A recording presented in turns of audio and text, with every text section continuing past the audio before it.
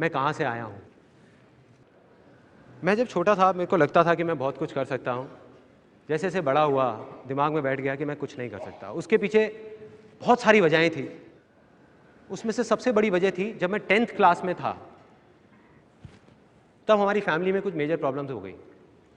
हमारा एक एल्यूमिनियम का बिजनेस था मेरे फादर का, 20 साल पुराना, किसी के साथ पार्टनरशिप में। वो रातों रात ख़त्म हो गया, जिसकी वजह से हमारी फैमिली की सिचुएशन काफ़ी ख़राब हो गई और समझ नहीं आ रहा था कि कल क्या होगा। किसी को समझ नहीं आ रहा था, जिसकी वजह से मेरे फादर थोड़ा सा डिप्रेशन में भी चले गए और घर में बड़ा अजीब सा एटमॉस्फेयर रहने लग गया। सबको लगने लग गया पता नहीं क्या होगा क्या होगा। मैं छोटा था, मैं क्या करता, 15-16 साल का था। अब ऐसे में दो चीज़ें होती हैं हर फैमिली में जब कुछ ऐसा होता है। कुछ फैमिलीज होती हैं जो टूट जाती हैं, बिखर जाती हैं, वो आपस में ही लड़ने लग जाते हैं। दूसरी फैमिलीज होती हैं जो और पास आ जाती हैं। हमारी फैमिली में वो दूसरी वाली चीज़ हुई। मैं, मेरी मदर, मेरी छोटी सिस्टर, हम सब आए और हम सब ने कहा कि ये आपकी प्रॉब्लम नहीं है, ये हम सब की प्रॉब्लम है। हम सब मिलकर कोई ना कोई हल निकालेंगे, करेंगे, कुछ ना कुछ करेंगे, कुछ ना कुछ होगा। तो अब क्या था, मैं चाहता तो था कि कुछ हो, मानता क्या था, कुछ नहीं कर सकता क्योंकि मेरी लैंड इनफर्टाइल थी। उसके बाद हमने कई चीज़ें ट्राई करी, जैसे एक खजूर का बिजनेस किया था हमने। मतलब खजूर के पान बनाती थी मेरी मदर, और मैं जा जा करके वो जो डब्बे में पान होते थे खजूर के, वो जा करके लोगों को देता था कि भाई हेल्थ के लिए अच्छा होता है। एक पर्चे बनवाए थे अपने फ्रेंड्स में, रिलेटिव्स में, यहाँ पे वहाँ पे वो देते थे। वो काम इतना नहीं चला, वो बंद हो गया। उसके बाद में हमने एक STD PCO की शॉप खोली, फोटो स्टेट की, STD की, PCO की। वहाँ पे मेरी मदर बैठती थी, कई बार मैं भी जा करके बैठता था वहाँ पे। और वहाँ पे जा करके तो मेरी लैंड और इनफर्टाइल हो गई, क्योंकि वहाँ मैंने लोगों को देखा 25-25 पैसे के पीछे अपनी मदर से लड़ते हुए। कई बार अंदर से गुस्सा भी आता था, लेकिन क्या करता, लाइफ यही है। तब मुझे लगा कि यार सच में पैसा ही सब कुछ है, पैसा ही भगवान है। कहीं से भी बस पैसा आ जाए, मुझे और कुछ नहीं चाहिए। कहीं से मुझे कोई नौकरी दे दे और पैसा आ जाए, सारी प्रॉब्लम्स ठीक हो जाए। तो STD PCO की शॉप भी बंद हो गई। उसके बाद मैं कई जगह इंटरव्यूज़ के लिए गया, हर जगह फेल होता चला गया, कुछ समझ नहीं आ रहा था क्या होगा। अब मेरी लाइफ का टर्निंग पॉइंट आया। मैं एक सेमिनार में गया जो एक मल्टी लेवल मार्केटिंग कंपनी का सेमिनार था। अब मेरी एज उस टाइम पे 18 साल थी। मैं सच बताऊं, 3 घंटे का सेमिनार था, मुझे कुछ समझ नहीं आया, सब कुछ मेरे ऊपर से निकल गया। और मुझे एग्जैक्ट याद है आज भी कि मैं कहाँ बैठा था। आगे से एक ऑडिटोरियम था और मैं यहाँ से तीसरी सीट पे बैठा हुआ था। मैं देख रहा था और इस जगह पे एक 21 साल का लड़का खड़ा हुआ था। जब तक वो बोलता रहा, मेरे दिमाग में कुछ नहीं घुसा, सब ऊपर से निकल गया। लेकिन एंड में उसने एक बात बोली, कहता मेरी एज 21 साल है और मैं महीने का 2.5 लाख रुपए कमा रहा हूँ। उसमें उन्होंने क्या किया होता, उस चेक की बड़ी सी फोटोकॉपी कराई हुई और स्टेज पे खड़े हो गए ऐसे दिखा रहे थे। अब मैं वहाँ बैठा हुआ जीरो गिन रहा था, 1 2 3 4 5। मेरे दिमाग में आ रहा था, मैंने कहा ये तो सच में कमा रहा है 2.5 लाख रुपए महीने का। मेरे तोते उड़ गए, दिमाग फट गया मेरा। मैंने ये देखा था जिंदगी में कि भैया 10-15 हज़ार रुपए के लेवल पे पहुंचने में भी सालों लग जाते हैं, और यहाँ दूसरी तरफ एक लड़का है मेरे जैसा ही जो कह रहा है कि मैं 2.5 लाख रुपए महीने का कमा रहा हूं। और वो 1 सेकंड लगता है, 1 सेकंड, वो सेकंड था मेरी जिंदगी का। अंदर से चीख निकली। मैंने कहा कि अगर ये लड़का कर सकता है जो देखने में बिल्कुल मेरे जैसा है, अरे तो मैं क्यों नहीं कर सकता? मैं क्या कोई दूसरे प्लेनेट से आया हूं? मैं क्यों नहीं कर सकता?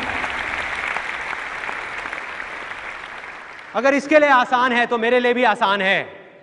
मैं भी कर सकता हूं, कर सकता हूं।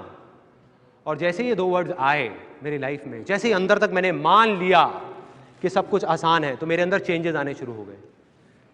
जहां पहले मैं बोलता था कि अरे मुश्किल है, कुछ नहीं हो सकता, हमारा तो टाइम ही खराब चल रहा है, पता नहीं क्या होगा, मैं बोलने लग गया अरे अब आप देखो मैं क्या करता हूं। अरे 2-2 लाख के चेक तो ऐसे ले आऊंगा, कंपनियां खड़ी कर दूंगा, अभी आप देखते जाओ, अभी आपको पता नहीं है क्या होने वाला है। और सब बोलने लग गए थे कि संदीप तो पागल हो गया है। अब ये एक बहुत मजेदार पॉइंट है, जब भी आपको लोग बोलने लग जाएं कि आप पागल हो गए हो, तो आप समझ जाओ कि आप सही ट्रैक पे हो।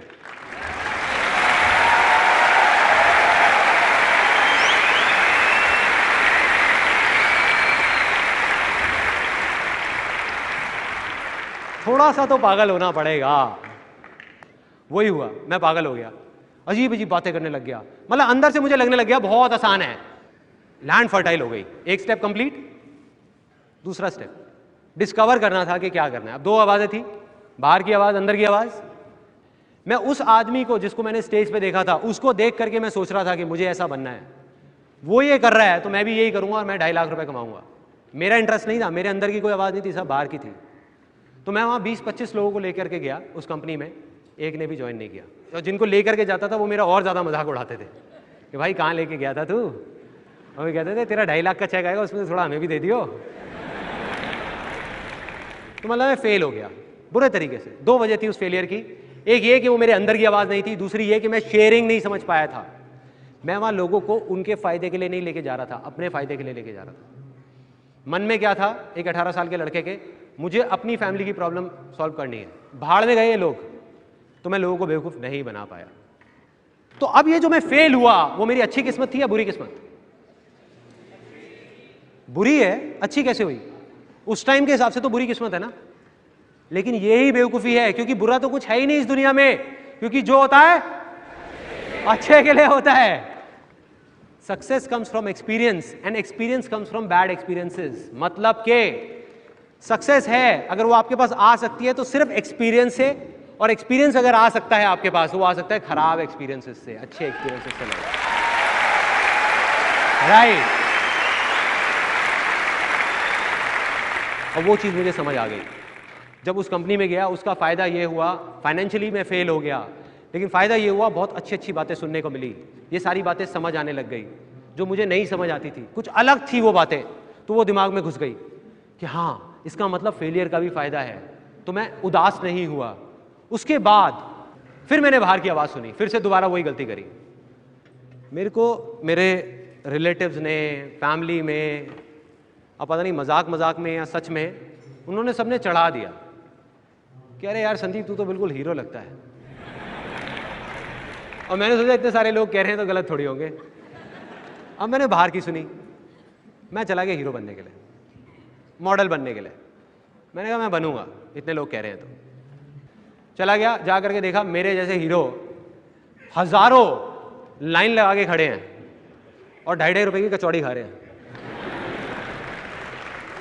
मैं कहा भाई संदीप तेरा तो काम हो गया।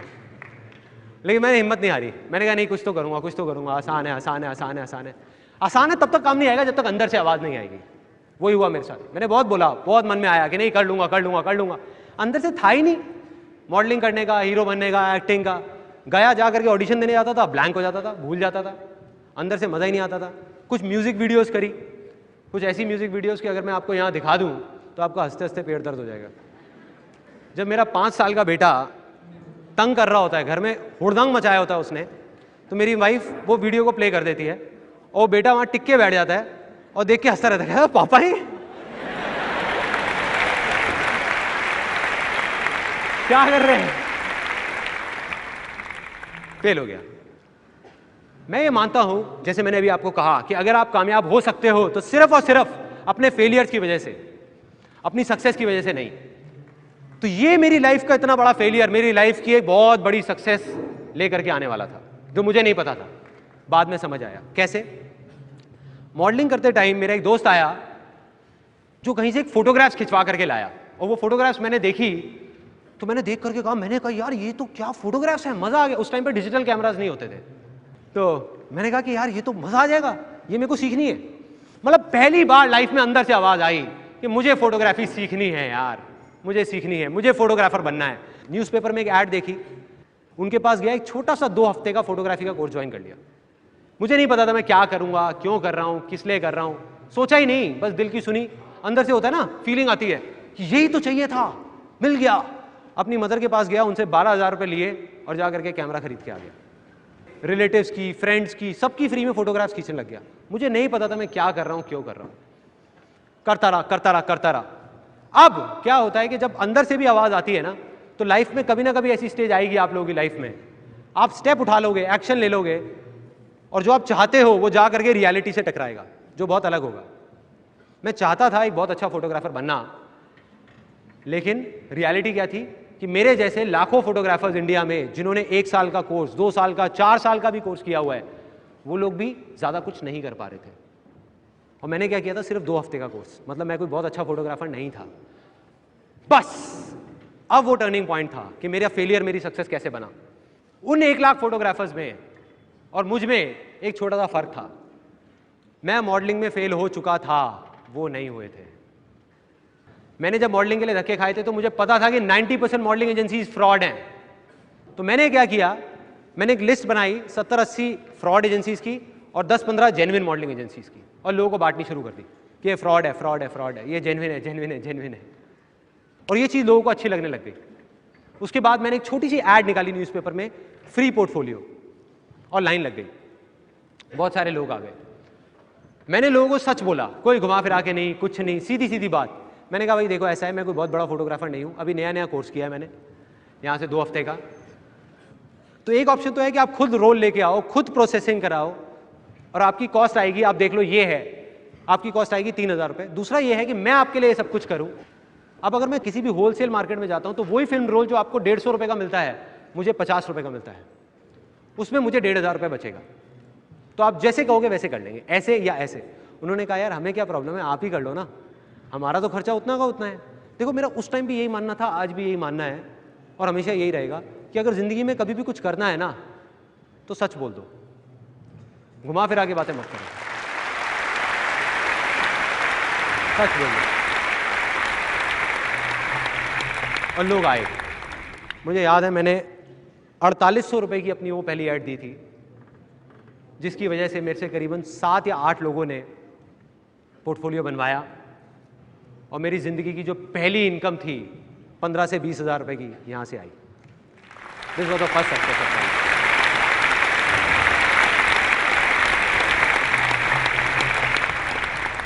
अब मेरी लाइफ का दूसरा बड़ा फेलियर, एक लड़का आया मेरे पास, आकर के बोलता एक काम करते हैं मिलके ना, एक इवेंट कराते हैं बढ़िया सा, न्यू ईयर पार्टी करते हैं, आजकल न्यू ईयर पार्टीज बहुत चल रही हैं, वो करते हैं। अब मेरे अंदर से आवाज़ आई, मैंने कहा यार इवेंट करने का तो मैं बहुत टाइम से सोच रहा था। मैंने कहा मैं करूँगा तेरे साथ, तू चिंता मत कर, बस एक ही प्रॉब्लम है, मेरे पास पैसा नहीं है।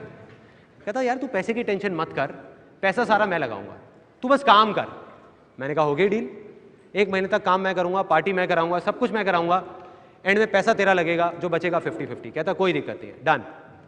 उसने 15,000 रुपये मुझे दिए, मैंने ले जा करके एज इट इज़ वो 15,000 रुपये बैंकेट हॉल वाले को पकड़ा दिए, डीजे को पैसे दिए, केटरर को पैसे दिए, वो सब लोग मुझे जानते थे।